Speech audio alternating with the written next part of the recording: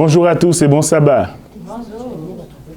Bonjour à tous et bon sabbat. Est-ce que vous allez bien? Amen. Est-ce qu'on sait un Dieu des morts ou un Dieu des vivants? Alléluia. Donc, j'aurais pu titrer mon message, je dis fort en lui. Mais j'aurais pu le titrer fort, mais avec lui. Amen. Donc, nous voyons, si nous regardons le monde d'aujourd'hui et le monde d'hier, c'est-à-dire l'évolution que le monde a eue les 10-15 dernières années, les inventions, la technologie, les nouvelles créations, nous voyons que nous sommes un peuple. Dieu a formé des gens intelligents, n'est-ce pas? Internet, qu'est-ce qu'on fait avec Internet maintenant? Les communications, le cellulaire, l'avion, la voiture, les satellites. Moi, quand je suis arrivé au Québec, Internet venait de commencer. Maintenant, nos enfants ont grandi. Pour nos enfants, c'est naturel. Mais pour nous, avec ce changement de garde ou encore avec cette évolution, on est tout le temps en train d'apprendre. Donc, tout cela reste à dire que Dieu a formé des créatures extraordinaires, très intelligentes. Tout cela nous révèle que l'homme est une créature merveilleuse et intelligente. Il y a des inventions qui ont révolutionné le monde. Le monde médical, le monde scientifique, toutes sortes de mondes. Et à tout jamais qui ont changé la face de la terre. Si les hommes ont réussi à rendre possible ce qui était impossible, à plus forte raison, notre Dieu aujourd'hui. Nous voyons de se rendre de Québec à Montréal. Avant, ça prenait peut-être des jours. Ça prenait peut-être des mois, je ne sais pas. Mais aujourd'hui, ça prend 3 heures de temps. Le monde évolue. Le monde change. Dieu est capable, Dieu qui est notre créateur, est capable de faire mieux que la créature. À plus forte raison, notre Dieu, le suprême, le créateur de l'univers, certains l'appellent la force, d'autres l'appellent l'univers, mais nous l'appelons le Dieu créateur. Certains adorent même les créatures, certains donnent plus d'importance à ce dont il a créé. Mais n'oublions pas que nous devons nous remettre au Dieu puissant, qui a créé des choses à partir de rien. Nous vivons dans un monde où tout évolue. On voit de nouveaux appareils, de nouvelles choses. Mais n'oublions pas que c'est grâce à Dieu. C'est grâce au Créateur que les créatures que nous sommes pouvons réaliser des exploits dans notre vie. Pouvons réaliser des choses inimaginables. Pouvons rendre les choses invisibles, visibles. Il est le Dieu de l'impossible et il nous guidera en toutes choses. Mais souvent, nous oublions cela. Nous voulons prendre sa place. Malgré nos épreuves dans ce monde chaotique où les tensions sont beaucoup présentes, les tensions politiques, les tensions professionnelles, familiales, économiques, financières, et même dans l'Église, si nous mettons notre confiance en ce Dieu, amen, nous réussirons. Amen. On a tort de croire que notre sagesse, comme l'a dit le verset, notre connaissance, notre niveau, notre statut pourra nous permettre de faire face à tous ces problèmes. Si nous mettons notre confiance, notre espoir en notre Dieu créateur et par son Fils Jésus-Christ, je peux vous dire que l'impossible deviendra possible dans notre vie. Car c'est en Christ que nous serons vraiment forts, que nous serons fortifiés.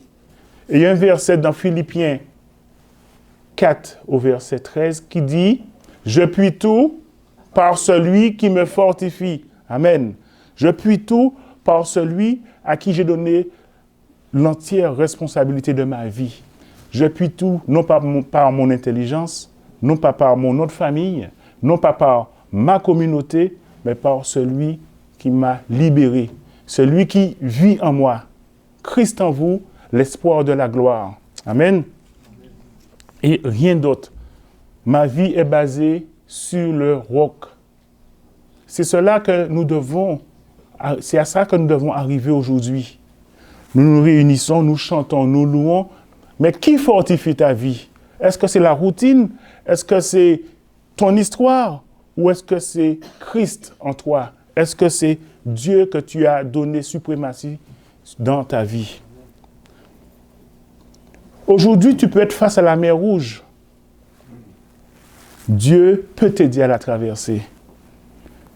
Face à Goliath, on a tous des Goliaths dans la vie, puisque nous sommes encore sur terre. Certains, c'est l'addiction, certains, c'est la drogue, certains, c'est les tensions familiales, certains, c'est le mauvais caractère.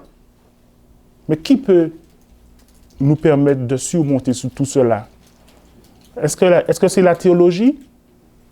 C'est Dieu, le Saint-Esprit en nous. Dieu te permettra de traverser cette épreuve. Dieu peut t'aider à battre Goliath.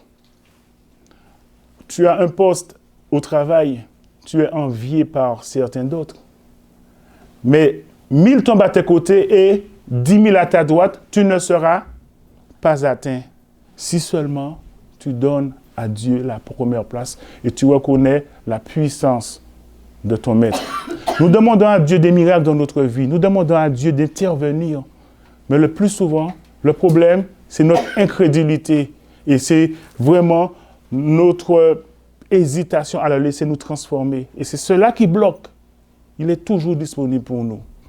Nous avons l'exemple de Jonas. Dieu lui a dit, tu vas à Ninive. Qu'a-t-il fait? Il est allé à Tarsis. Et est-ce qu'il a avancé pour cela? Non. Il faut lâcher prise.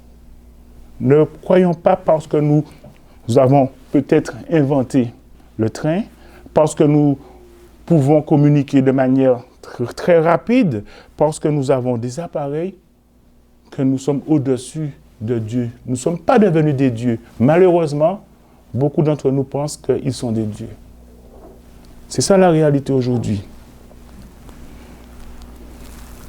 Si tu as des conflits, avec Dieu, tu seras fort pour les résoudre. Je dis bien avec Dieu. Dieu te donnera la force pour pardonner à ceux qui t'ont blessé, pour pardonner à ceux qui te veulent du mal. On parle souvent de relations de travail, mais ça peut être dans l'Église, puisque la lettre que Jean a envoyée aux églises dans l'Apocalypse, il n'a pas envoyé au monde, comme on dit, extérieur, mais il l'a envoyé aux églises que nous formons. C'est très important. Donc, le pouvoir de pardonner, l'homme en lui-même n'a pas ce pouvoir. L'homme en lui-même est méchant. Il faut dire les mots. On est méchant par nature, mais on est racheté spirituellement en Christ. Amen. N'est-ce pas réjouissant? On est libéré. Vous avez déjà vu des gens qui sont sortis de prison, ils sont libérés. Ça, c'est une réalité, ça, c'est un miracle. Aujourd'hui, sommes-nous libérés ou sommes-nous encore dans notre prison? Sommes-nous encore dans notre prison culturelle? Sommes-nous dans des prisons de pensée, dans nos actes, dans nos routines? Sommes-nous prisonniers de notre routine? C'est ça la question aujourd'hui. Et qui peut nous permettre de briser cela? La force qui est en nous, c'est Dieu. Et il faut le laisser travailler pour nous. Si tu te trouves au fond du trou, si tu n'arrives pas à faire confiance à Dieu, si tu arrives à faire confiance, je dis bien si tu arrives à le faire confiance, c'est-à-dire si tu le laisses te fortifier, il te relèvera. Il faut être fort. Comment on se fortifie? En se laissant contrôler et diriger par Dieu. Pas par mon patron, pas par ma femme, pas par je ne sais pas, quelqu'un qui a un pouvoir sur nous, qu'on donne le pouvoir. Et le plus souvent, on donne aux gens le pouvoir sur nous. Ce n'est pas parce que oui, il veut, ou bien j'ai peur. Souvent, si les gens ont un pouvoir sur nous, c'est parce que nous ne leur donnons. À plus forte raison, Dieu, est-ce que nous lui donnons un certain compartiment dans notre vie, juste le samedi, ou est-ce que nous lui donnons toute la maison? Amen. Amen. Quand on reçoit des monde chez nous, on aime donner le salon, et puis un peu la cuisine, et puis le garage. Mais les chambres à coucher, mais tout autour. Est-ce que nous leur donnons ce privilège? Non. Mais nous sommes des chrétiens ouverts. Dieu doit être dans tous les compartiments de notre vie. Amen. Aussi banal qu'il soit. On a un choix à faire. On a un choix d'époux, on a un choix de linge, on a un choix de linge, on a un choix de carrière, on a des choix. Dieu nous le donne. Amen. Amen. Être fortifié, ça veut dire quoi être fort? C'est nager à contre-courant. Lorsque tout le monde va à droite, je vais à gauche parce que le Seigneur me dit, c'est là ta place. Pas avec le monde, pas avec la mode, pas avec l'effet d'entraînement. Et c'est ça la force. Mais comment pouvons-nous être fortifiés lorsque nous avons au moins la majorité des gens contre nous? Ce n'est pas par notre propre force. On ne pourra pas. Quand tu as ta famille contre toi, quand tu as les politiques contre toi, quand tu as tes enfants contre toi, quand tu as tout contre toi, comment tu peux être fort? C'est lui qui te fortifie. Tu peux tout par lui qui te fortifie. Amen.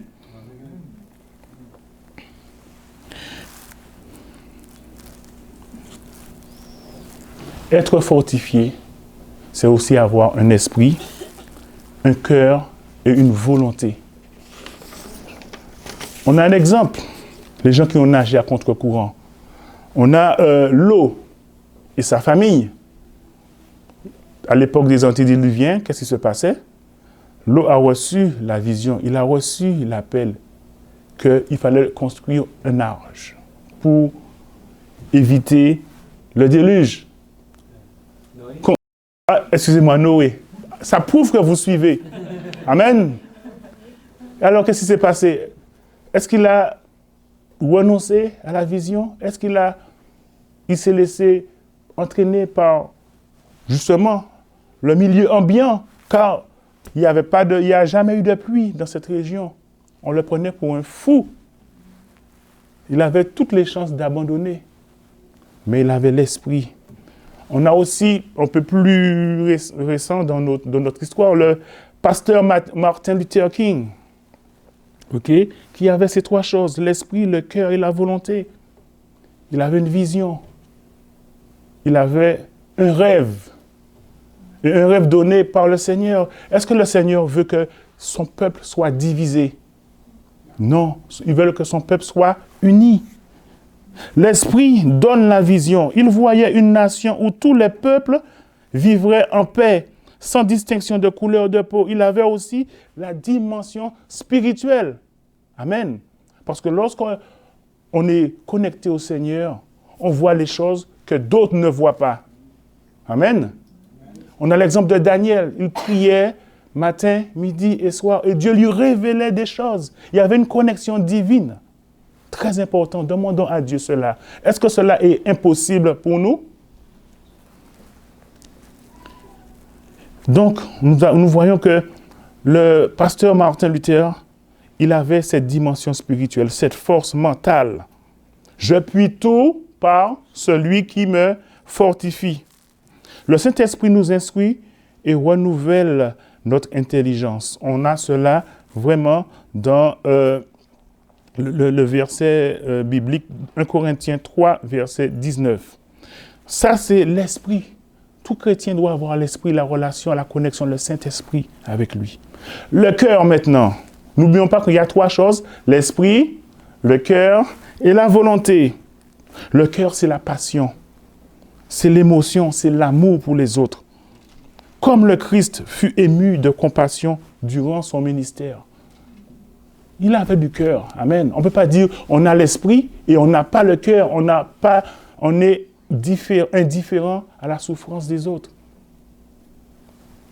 C'est ça la réalité. Quand le cœur est touché, notre attitude change. Quand le cœur est touché, nous agissons différemment. Amen. La volonté maintenant, la troisième partie, c'est la volonté. La volonté, c'est quoi? C'est les résolutions, notre engagement. Aller de l'avant, passer à l'action quotidiennement. Ces trois parties chez l'homme doivent être indispensables. On ne peut pas dire que j'ai la volonté et je n'ai pas l'esprit, ou j'ai l'esprit, je n'ai pas le cœur. Je m'explique. Les pharisiens, ils connaissaient, ils avaient une haute connaissance théologique. On aurait pu croire qu'ils avaient l'esprit. Mais qu'est-ce qu'ils avaient? Ils n'avaient pas de cœur. Ils étaient indifférents. Il fallait faire exactement ce que nos pères nous ont enseigné, ce que l'école de théologie nous a prédit de faire. C'est ça. Mais quand le cœur est touché, vraiment ça change. La volonté. On peut avoir aussi la volonté, mais faire des choses de manière machinale. Mais le cœur n'y est pas. Tu vas à l'église parce que je dois aller à l'église. Mais est-ce que ton cœur y est? Est-ce que tu comprends aussi? Est-ce que tu as la connexion divine? Ça, c'est la question. Ces trois choses-là doivent être liées. Il y a des gens qui font des choses, mais sans volonté, juste par routine, où leur cœur n'est pas touché. Je fais ça parce que je le fais. Je peux prendre des exemples. Lorsqu'on vit dans une société où tout est organisé, bon, tu vas à l'armée du salut prendre des dons parce que c'est créé pour ça. Je t'oriente tout cela, mais est-ce que moi je m'implique? C'est un exemple. Est-ce que vous comprenez? Est-ce que vous me suivez? Il faut que ton cœur, ton émotion, ta passion aussi te pousse au souci des âmes. Amen. Amen. Ces trois parties chez l'homme sont indispensablement liées. Tu aimeras le Seigneur, comme Sébastien l'a dit dans Deutéronome, de tout ton cœur, on peut dire toute ton âme, et de toute ta force, de toute ta pensée. Tu ne peux pas dire que tu penses, ta pensée est bonne, spirituellement tu es correct, et il n'y a pas d'action, il n'y a pas de volonté. On voit bien, quand Jésus a prêché, il y avait des gens qui écoutaient, qui comprenaient, mais ils ont fait leur choix. Il n'y avait pas ils n'étaient pas touchés émotionnellement non plus. Avec Dieu, tout est possible. Si tu n'as pas les trois choses, l'esprit, le cœur et la volonté, effectivement, demande à Dieu aujourd'hui. Demande à Dieu. Par exemple, on a des communautés où on va à l'église, alléluia, amen, le pasteur, il est bon. Et puis lorsque on rentre chez soi, c'est fini, ça se termine vraiment à la porte de l'église. On a d'autres églises où il y en a qui sont très forts en théologie, qui savent résoudre des problèmes, qui savent enseigner. Mais le cœur n'y est pas. Je le fais juste parce que je dois le faire. Ces trois choses-là sont indissociables. Aime ton Dieu de toute ta force, ton cœur et pensée, volonté. Nous servons le Dieu de l'impossible. Ce que Dieu nous donne, c'est aussi que nous devons le partager. Amen. Tu as reçu gratuitement, pourquoi tu ne veux pas partager? Tu as reçu pleinement toute la plénitude, mais ce n'est pas juste pour toi. Tu dois briller pour resplendir la gloire de Dieu. Mais on doit accomplir sa mission. Très, très, très important. Nous avons un Dieu qui résout des problèmes. Nous avons le Dieu de l'impossible. Nous avons le Dieu qui rend les choses invisibles, visibles. N'est-ce pas merveilleux? N'est-ce pas quelque chose de formidable? Accrochons-nous à lui. Laissons-le vraiment diriger notre vie. Dieu veut que nous soyons fortifiés pour que nous brillions. Et j'ai cette citation que je vais vous lire. Je pense que c'est lors de... Voilà. C'est le discours d'investiture de Nelson Mandela. Nous sommes nés pour rendre manifeste la gloire de Dieu. Amen. Amen.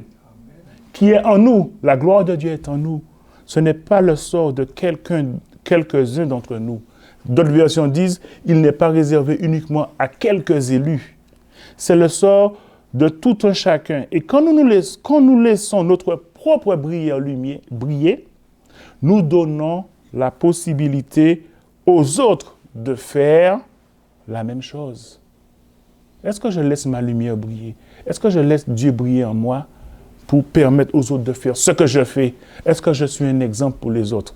Parce que souvent, la meilleure manière d'enseigner, c'est d'être en action. Les enfants, lorsqu'on leur apprend des choses, si on ne fait pas la chose, ils ne pourront pas imiter. Aussi longtemps, ce qui est possible aussi, c'est qu'on imite soit les bonnes choses, ou soit les mauvaises choses. Mais étant donné que nous sommes des enfants de lumière, nous ne sommes pas des enfants de ténèbres. Amen. Donc, nous inspirons les autres de faire pareil. Alors, nous donnons aussi la possibilité aux autres de faire de même. En faisant scintiller notre lumière ou en faisant briller notre lumière, nous offrons aux autres la possibilité d'en faire autant. Amen.